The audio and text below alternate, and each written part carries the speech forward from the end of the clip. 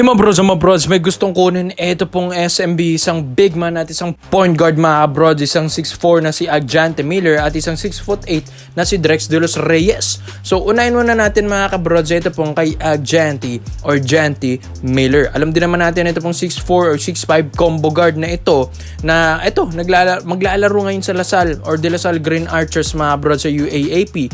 Bago yan, nakitaan ba naman din kasi siya ng potential dito sa NCAA, dito sa San Beda Red Lions. Paano ba naman? Nag-average ng 20 points per game, 6 rebounds per game with 1 to 1.5 assists per game. Ito pong si Agante Miller, 44% din sa field goal percentage na. Grabe mga bros, mataas yan at efficient yan kahit papano. Grabe, nasilo talagang Lasal dyan.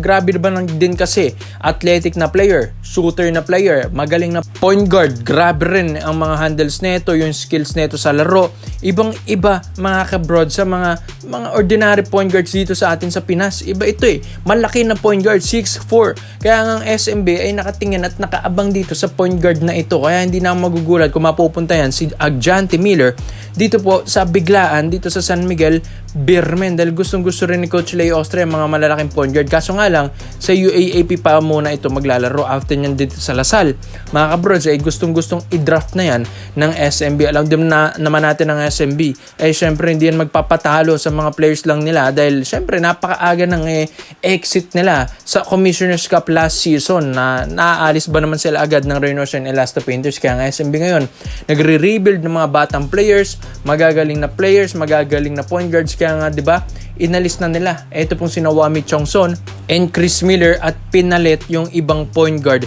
na katulad neto po ni Jerry Camisi and Paulo Hernandez dun sa Terra Firma Jeep. Kaya ito, hindi pa sapat yan dahil gusto rin kunin ng SMB itong si Agante Miller. At sino ba naman din kasi na hindi matutuwa sa laruan nito mga kabrods, magaling din talaga na player yan.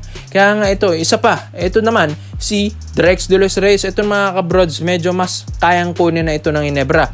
Nasa pro na kasi ito, nag-MPBL na rin kasi ito dito sa Abra Weavers. Biruin nyo yan, ang Abra, isa pa lang ang talo kung di man ako nagkakamali, 10 wins and 1 loss pa lang yan.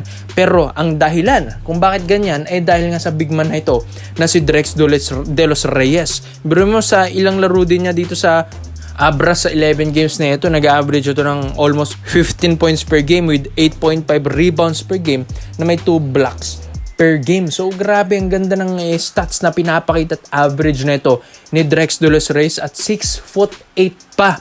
Gusto rin kasi ng SMB na meron silang madedevelop na big man sa susunod na legacy ni Junmar Fajardo. Hindi man kasing laki na ito ni Junmar, pero 6'8" naman, pero mas mabilis, mas effective sa ilalim at kayang-kaya ni Drex de los Reyes yung mga galawan ni Junmar Fajardo sa ilalim. Kaya nga gustong-gusto rin ng SMB ito na makuha nila ito pong si Drex dahil para ma-develop na habang bata pa. Gayon din dito kay Agante Miller. So mga kabrods, alam ko nga na mas kayang-kayang kunin na ng SMB ito pong si Drex. Dahil ito, tapos na yan nag-NCAA dyan sa Baste. Dito na ngayon naglalaro sa Abra, which is considered as pro player na siya dyan. Once na kasi na maging free agent siya dyan, mga kabrods, pwede na itong makuha dahil considered as free agent ka at pwede ka nang makuha ng SMB dito sa Pro League, sa PBA. So, kung di man ako nagkakamali pero yun nga mga kabrods, gustong-gusto rin ng SMB talaga yan si Drex de los Reyes. Kaya gagawin nilang lahat makuha talaga ito pong big man na ito. Baka mamaya lumaki pa, di ba mga bro? 6'8 pa lang at napakabata pa. Kaya ang SMB ngayon nagre-rebuild ng mga batang players at alam natin na iba pa rin ang SMB kapag nag-bounce back yan. Iba yan bumalik kapag galing yan sa talo.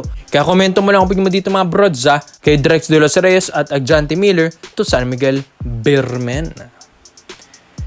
Dito naman po tayo sa kabilang balita naman natin mga brods. Iniisip na rin at pinaplano ng Ginebra na what if iba naman maging import nila ngayong Governors Cup 2026. Yes, ito na kasing sunod na season Ito, Dez Wells. Introducing Dez Wells na ngayong naglalaro sa CBA na dating import ng SMB noong 2019 pero nawala yun. Nagkaroon ng issue kasi dyan na may away siya dyan. Pero mga kabrods, kahit ganyan, grabe kung laruan kung nanonood kayo ng PBA dati noong 2019 sa Big Dome, sa ibang arena na nandyan si Dez Wells, grabe, para kang nakakakita ng ala NBA caliber mga kabrods. Grabe kasi ang galawan, grabe yung skills, grabe yung handles, grabe kung umiskor yan. Etong si Dez Wells, maski nga dito sa CBA hindi ito mabibitawan dyan. Maski itong Liaoning Flying Leopards na as of now na current na team ngayon neto ni Dez Wells dito sa CBA mga kabrods, hindi siya mabitawan dahil grabe siya kasi ang bread and butter nila pagdating sa scoring, pagdating sa hustles, and pagdating sa mga clutch shots. Tapos ito pa mga kabrods, 34 years old. So talagang veterano na yan si Dez Wells. Dati nga, magaling na ito sa SMB. Ewan ko lang, nagkaroon na kasi talaga ng problema siya dyan at issue. Pero tatagal talaga yan sa SMB. Baka mabigyan pa nga niya ng kampyonato kung ito ay walang issue lang. Pero yun nga mga bro, sayang lang, nakakapanghinayang lang na hindi ito natuloy ulit. Pero itong Ginebra, gustong ituloy ulit yan. Dito yan. At pabalikin nila ulit dito sa PBA. Ito pong si Dez Wells.